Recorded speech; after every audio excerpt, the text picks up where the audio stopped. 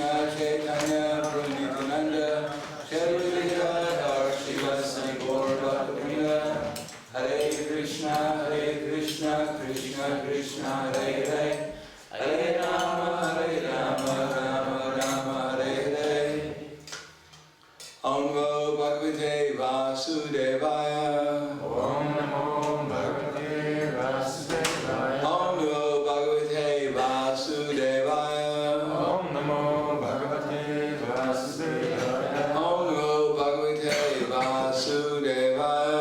Om Namo Bhagavate Vasudevaya. Srimad Bhagavatam, Canto 5, Chapter 14, The Forest of Enjoyment, text number 38. Translation and purport by Srila Prabhupada. The path of this material world is full of material miseries, and various troubles disturb the conditioned souls. Sometimes he loses, and sometimes he gains. In either case, the path is full of danger. Sometimes the conditioned soul is separated from his father by death or other circumstances. Leaving him inside, he gradually becomes attached to others, such as his children. In this way, the conditioned soul is sometimes illusioned and afraid. Sometimes he cries loudly out of fear. Sometimes he is happy, maintaining his family, and sometimes he is overjoyed and sings melodiously.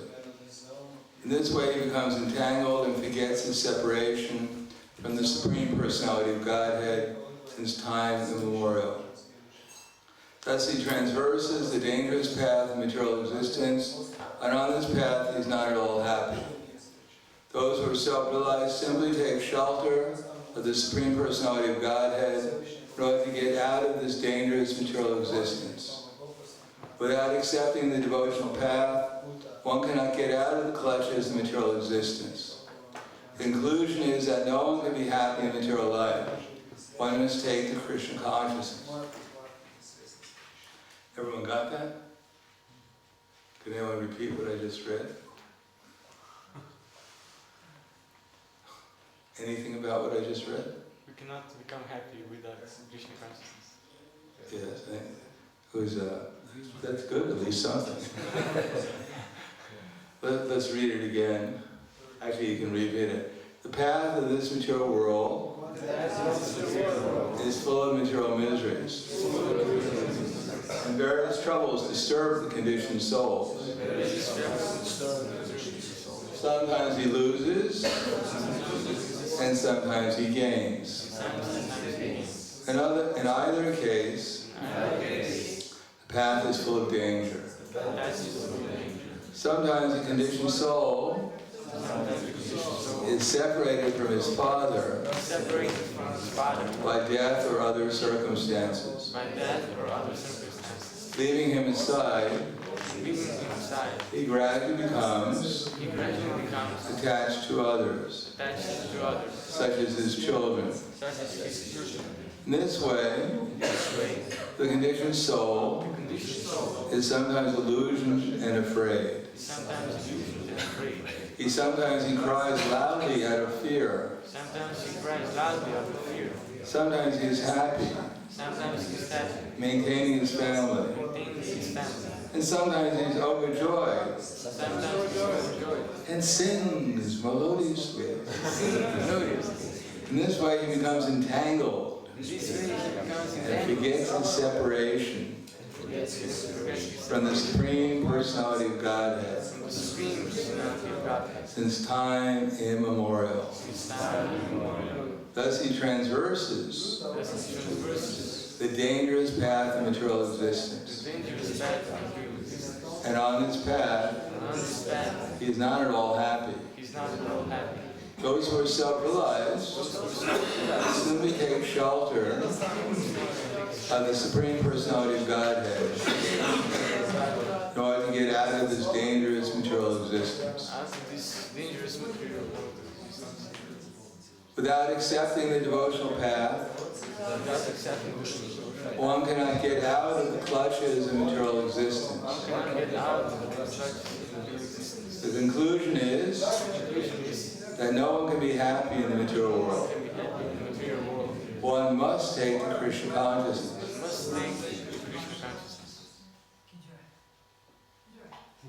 So what are some of the images that come to mind after hearing this? Anyone have any images? What's some of the images? Happy family life. What's that? Happy family life. Happy family life. You really got one of the, that's the image you got from me? Melodiously singing. Melodiously singing, yeah. Anything else? What's that? Yes, surrendering to the lotus feet of the Lord. So what image do you have? Lotus feet. That's why you're sitting underneath the lotus feet.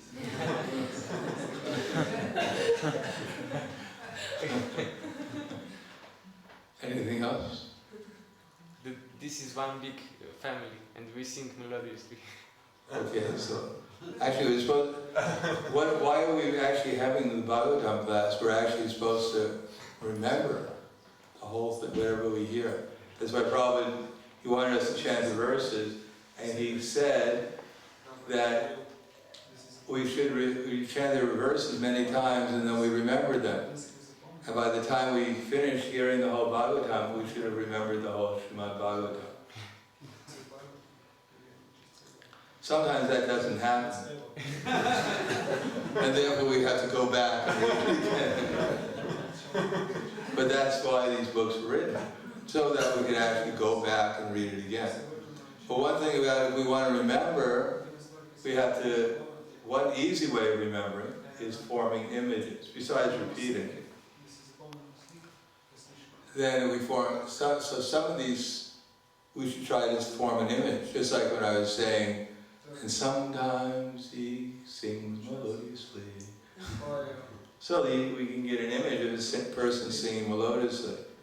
And the path of this material world is full of material miseries. So see a path. Visualize someone walking down a path, and there are all these thorns on the path, and all these wild animals are on the path, and they're just, it's cold and it's rainy, and it's kind of like Slovenia. Ljubljana. In the winter. And various troubles disturb the conditioned soul. Sometimes he loses, and sometimes he gains. So if we form some kind of image, then see someone throwing some dice, sometimes losing, sometimes gaining. And if you see someone walking down a path, throwing some dice, and sometimes losing, and sometimes gaining, and all kinds of miseries on the path, then it's easy to remember the two sentences, isn't it? Sometimes the conditioned soul walks down the path of material existence, it's full of miseries, sometimes he loses, sometimes he gains. Because the image just fixes whatever we heard right into our mind. In either case, the path is full of danger. Sometimes the conditioned soul is separated from his father of death or other circumstances. So you can see someone walking down the path and there's thorns and it's terrible weather, there's wild animals, and he's trying to play, gain something, he's playing dice on the path, sometimes he's losing, sometimes he's gaining, and right on the path his father drops dead. So he loses his father on the path. Maybe you can see him playing dice with his father, losing and gaining, and then the father drops dead. So then you have three images. Conditioned soul walking down the path, which is full of miseries, and sometimes he's losing, sometimes gaining, sometimes his father dies. Leaving aside the gratitude, and then you can see his being attached to his family and his children. So in this way, the whole verse can become very easily remembered. He's walking down the path of material miseries, sometimes losing, sometimes gaining. His father drops dead, and then he sees his children and his wife on the path, and becomes attached to them. In this way, the conditioned soul is sometimes illusioned and afraid. You can just see the conditioned soul walking down that path, completely bewildered and afraid of what's next. Sometimes crying loudly out of fear. Sometimes he's happy maintaining his family, and sometimes he's overjoyed and sings melodiously. So this way, if we capture these images in our minds, then it'll be very easy to remember what we just heard. By thoroughly, so who can tell us the first part, whatever I just went over? Ananda, tell us something something about this first part of the verse. The verse is rather as big as a purport. Just something about what you heard. It's talking about dangerous path. Living entity is walking, and on this path some difficulties or troubles coming. Sometimes good, sometimes bad. And sometimes also enjoys that melodious Singing. in the form of sense gratification. Okay. Anyone else? When he feels separation from his father, sometimes father around that, and then he gets attached to family members. Sometimes he gains. What's that? Sometimes he gains and sometimes As he loses. Yeah, see, how good when you see people throwing dice, walking down the path, miseries, sometimes he's afraid. So, it's a very powerful way of remembering things. Matter of fact, if you keep all these images together, then even years from now you can even remember these things. You connect them. Seeing someone walking down the path, there's all kinds of big thorns on the path and wild animals, and then he's walking down and he's playing dice with his father. And sometimes he's winning a huge amount of money, and sometimes he's losing. All of a sudden his father drops dead on the path. And then he sees his family, his children, his wife, and runs over to them on the path. And then he becomes very illusioned and fearful. And then then he cries loudly out of fear. So if you hear him crying loudly out of fear, shivering in fright, etc., then the whole thing becomes just very vivid within our consciousness. Otherwise, if we just read some words, it has no meaning to us. In other words, this exaggerated way of doing things, remembering, is because at least it has some meaning, some relationship with our experience.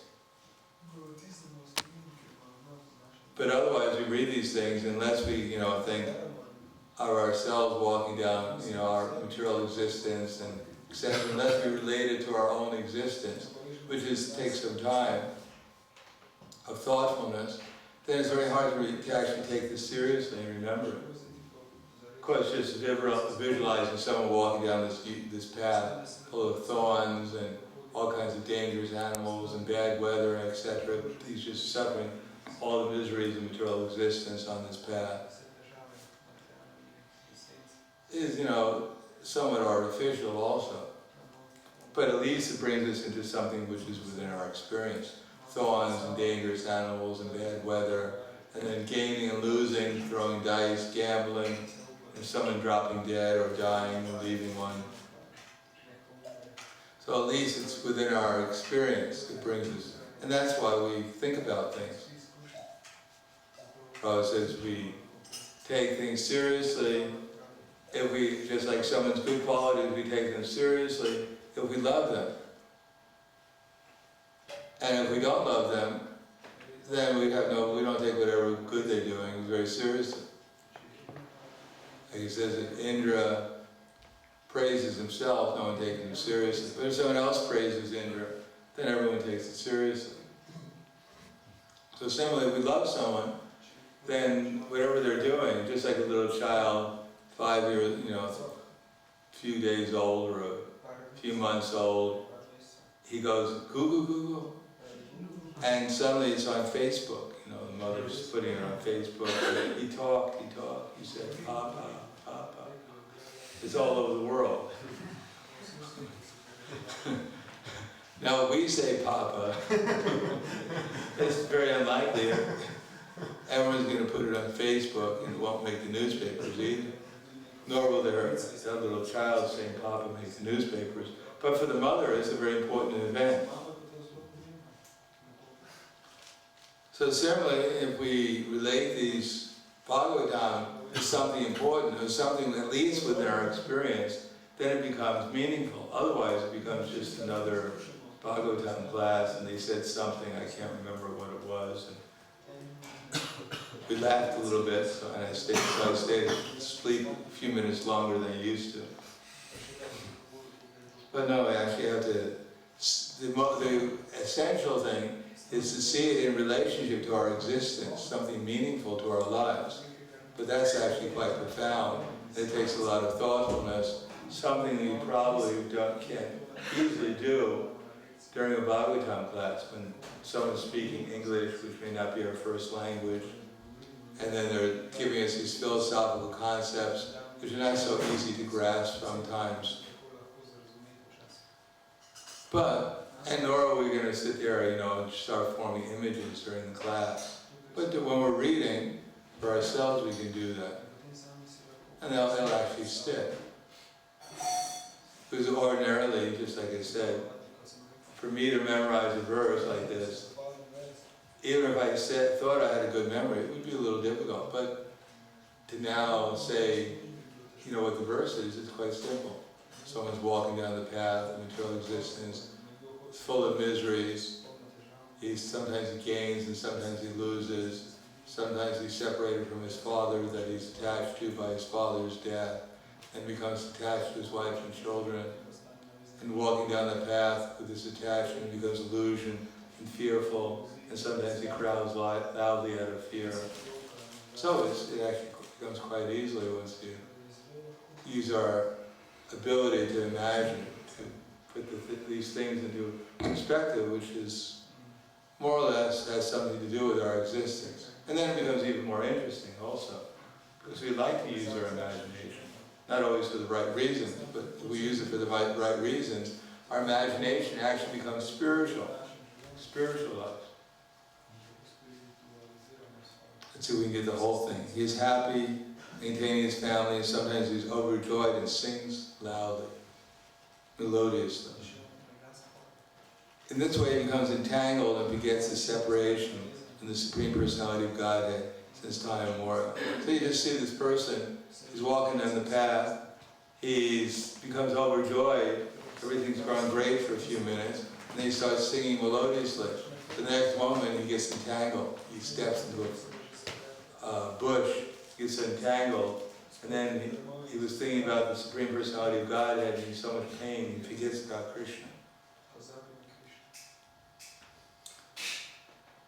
He traverses a dangerous path of material existence, and on this path he's not at all happy. Those who are self-realized simply take shelter of the Supreme Personality of Godhead, but to get out of this dangerous material existence. So then, the whole verse we can see, at least up to here, person's walking down the path of material existence, full of miseries everywhere. Sometimes he's gaining, sometimes he's losing. He becomes attached to his father, but then his father gets separated by death, and he becomes more attached to his wife and children. And then he becomes more and more illusioned and fearful, and out of fear, and he cries loudly. And as he's walking down the path, he becomes overjoyed by his association with his wife and children. Sometimes he sings melodiously, but then he steps into a thought, and then he becomes entangled in material existence and forgets the Supreme Personality of Godhead. And thus he transverses the dangerous path of material existence, and he's not at all happy. So those who are self-realized, they take shelter of the Supreme Personality of Godhead to get out of this dangerous existence. And without accepting the devotional path, no one can get out of the clutches of material existence. So you see Krishna coming by with a Vaikuntha airplane and rescuing someone from the path of the dangerous path of material existence. So let's read the purport.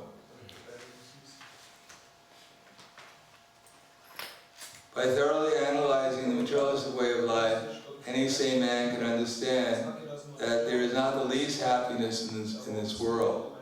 However, due to conditioning on the path of danger from time immemorial, not associating with saintly persons, the conditioned soul under illusion wants to enjoy this material world. Material energy sometimes gives him a chance at so-called happiness. The conditioned soul is perpetually being punished by material nature. It is therefore said, Dandya Jane Raja Yena Nadite Kubaya, Chaitanya Charitamrita 20:118. Materialistic life means continuous unhappiness, but sometimes we accept happiness as it appears between the gaps.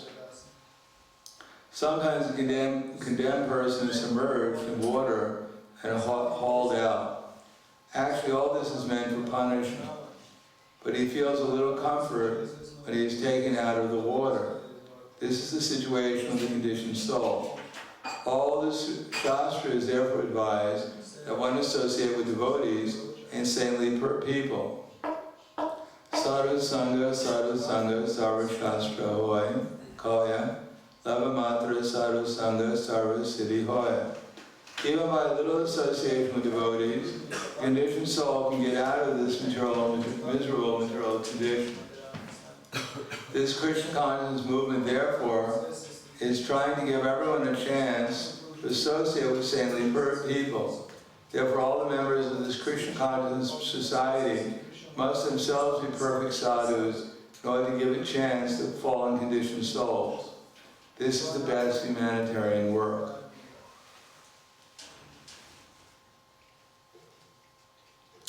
Namo Vishnu Padaya Krishna Prastaya Bhutaya Srimati Bhaktivedanta Swami Namane Namaste Saraswatam Deve Gauravani Pracharane Nirvishesha Srinivadi Paskadhyade. So the Bhagavatam, for the materialist, would not be very much appreciated. Although we sell this Bhagavatam to common people on the street or otherwise, but if they actually knew what the contents are, they probably wouldn't be very inclined to buy it. Because it's actually meant to discourage material happiness. And for 99.9% of the people, there's nothing but material happiness. Actually, there's very little material happiness, but at least there's nothing but the attempt to obtain material happiness. Material happiness primarily means the feeling of security. In a survey that they did to people who are workers, they asked them, what is your priority, what are you most interested about, concerned about? Is it your type of work that you're having? Is it your pay? Is it your relationships with the people at work? Is it your security? And the vast majority, high percentage, said their primary concern is job security. And indeed, our primary interest in life is survival, security. So that's called happiness. If everything's there today, if there's prasadam, and the earthquake, there's no earthquake, and the building doesn't fall down, and I'll have a place to sleep tonight, then I feel good. My basic necessities are taken care of, therefore I feel all right. For the materialists, they have unlimited necessities. Krishna says they have hundreds and thousands of desires. So they never feel secure. Because whatever they get, for instance, if I have a car, which I don't, but if I had a car, then I have to protect my car. And to protect the car is not a simple business. Besides, if I feel more secure if it was in a garage, but I don't have a garage. Even if I had a car, I don't have a garage. So therefore I feel insecure. If it was parked on the street in a bad neighborhood, I'd feel insecure for my car. Although I'm not the car, but still I feel concerned about it. Probably the same way I feel concerned about my child. Child may or may not be more complicated, but I feel if I had a child, I would be worrying about my child. Is it too hot or too cold? Are they getting enough food? Are they protected? Are they warm? Whatever. But the car also.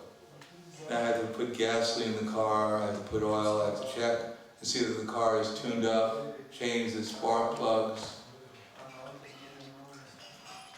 And then I have to have insurance for the car in case someone hits the car. I have to paint the car. I have to pay for the car. I have to do so many things for the car, and therefore I'm always in car consciousness.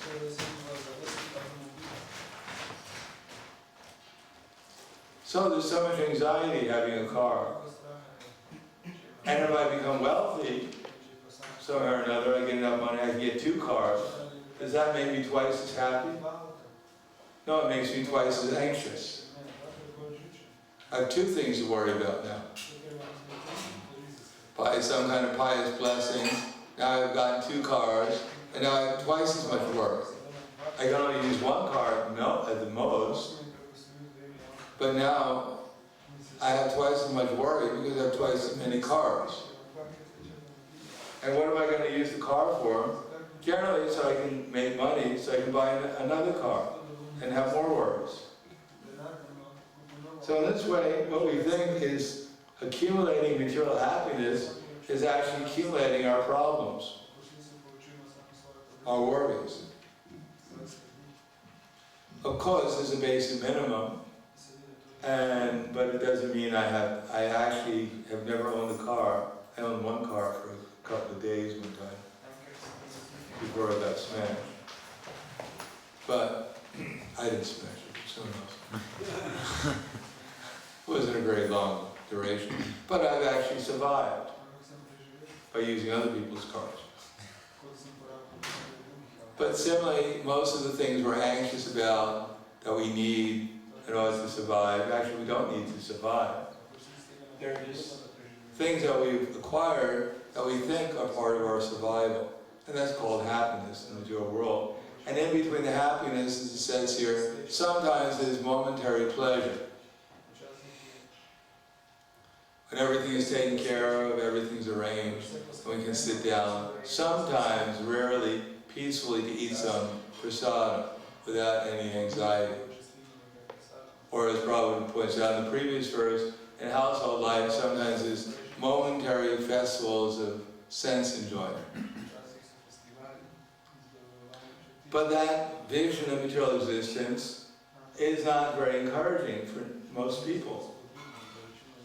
They want to imagine that actually we're living a fairy tale and everything is wonderful. It's going to become more wonderful in the future. It's just a question of more technological advancement.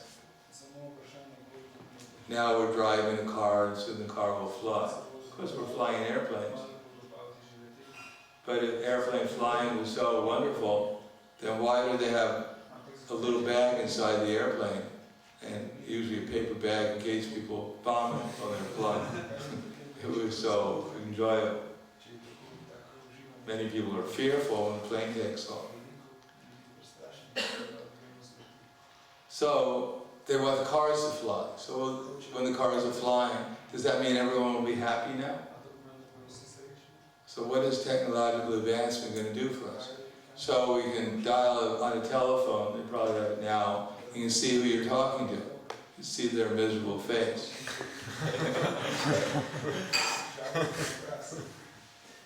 Usually they use all these things for just the same thing, eating, sleeping, mating, depending.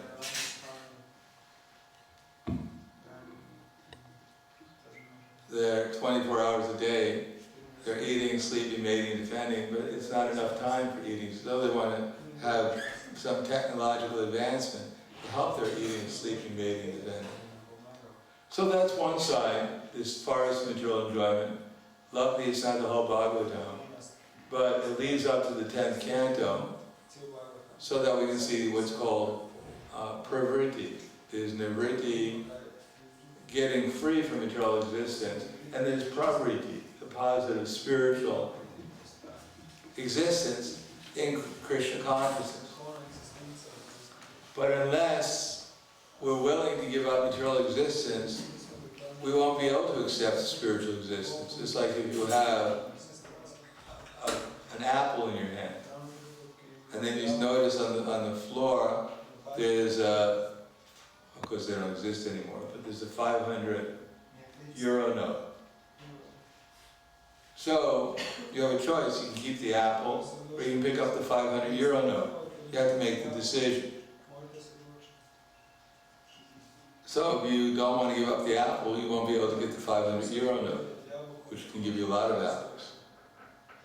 Similarly, unless we're willing to give up material consciousness, the hope for material happiness, and the fear of material distress, unless we're willing to give that up, then it's extremely difficult to accept the pravritti marg.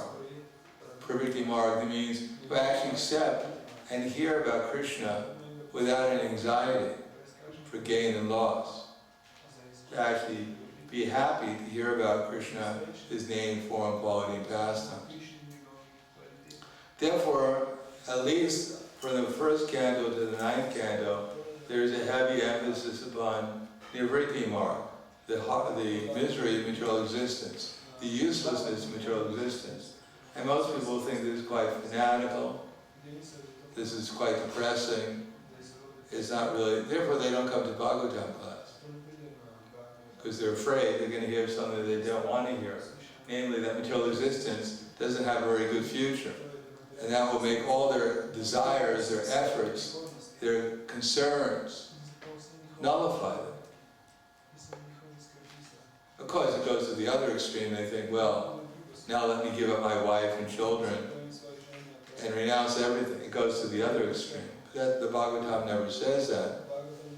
It says that one has to utilize things in Krishna's service, otherwise, and at the same time tolerate the problems of material existence. It doesn't say there's any way we can avoid them. We can minimize them, and at the same time try to become Krishna conscious. At the same time, we have to tolerate them and do one's duty, and ultimately become conscious of Krishna. So I'll stop there. Any questions?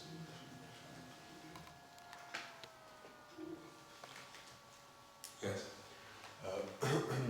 How can one get rid of fear? It's kind of difficult because it speaks to us. Yes, Bhayam Dvitiya Vidinveshitasya Ishadavitasya Viparyam Smriti.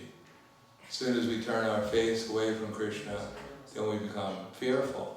And instead of cooperating with Krishna in his mission, we compete with him to become Krishna. So we have to give up we have to engage in Krishna's service. Pita raga bhaya krodha manmaya mamupashitya bahava jnana tapasa putama bhavam agata. Being free from attachment, from fear and from anger, being fully absorbed in me and taking refuge in me. Many, many persons of the past became purified by knowledge of me, thus they all attained transcendental love for me. So knowledge and love for Krishna, that will take away our fear. But if there, during the process, still some fear remains due to our concoction. Tolerate. What else? Yeah, I want to pass, we should tolerate. Yeah, tolerate. What other choice do you have? Some ghost comes and goes, ooh, what are you going to do? No, don't say that again. Woo! Oh, no, please stop. Woo! And the ghost will just go louder when we react. tell it goes boo, go boo, and then it goes give up, find someone else to try to harass. Anything else? Yes. So, everybody knows that Apple is not worth 500 euros, but how to get in our consciousness this, like, realize that, so we would be eager to switch. Yeah, but we have these 5 powerful processes.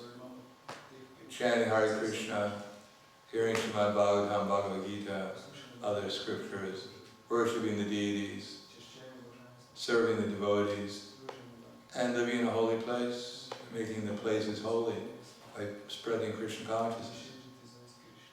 So when we get a higher taste by these activities, then we can understand how other things are not so valuable.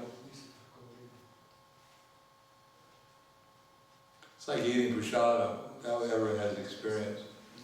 So what we've all been eating prasadam. So if they give you, you're on the street, just reading books, someone comes up and gives you a free meal from McDonald's, free Big Mac. You think, oh, I'm so fortunate, you're so kind. I always wanted someone to give me a ticket for a free Mac. Big Mac, supersize me. No, I mean, we'll think this is horrible, because we have a different taste. We'll probably rip the ticket up, so we don't give anyone else that misfortune of having to eat a Big Mac. Anything else? Thank you very much. Srimad Bhagavatam Ki Jai.